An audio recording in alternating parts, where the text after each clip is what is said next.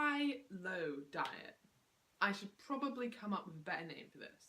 I've had some really good results with fat loss clients using varied calorie intakes over the last couple of months, and the best protocol I've found is high or low days. This seems to have worked particularly well, and it's as simple as one day you have a low calorie intake and the next day you have a high calorie intake. There is, of course, no benefit to fat loss if calories are matched over time.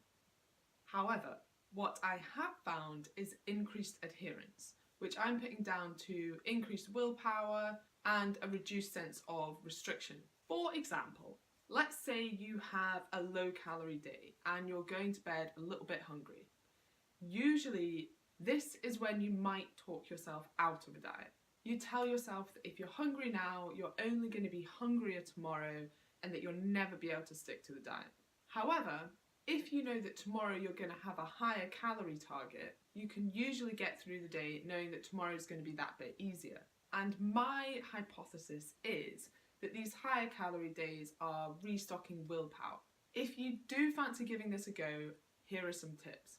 Make sure there is a big enough difference between your low and your high days. For example, if your usual calorie intake for fat loss is 1600, your low days might be 1200 and your high days might be 2000 calories. It's important to have a big enough difference so that you can actually feel the difference. Now, unfortunately, a week is 7 days long, and 7 is actually an odd number if you didn't already know, which means that some weeks you may have 3 lower calorie days and 4 higher calorie days, and other weeks you may have 4 lower calorie days and 3 higher calorie days. However, the genius of this is that over time it will work out, so it really doesn't matter.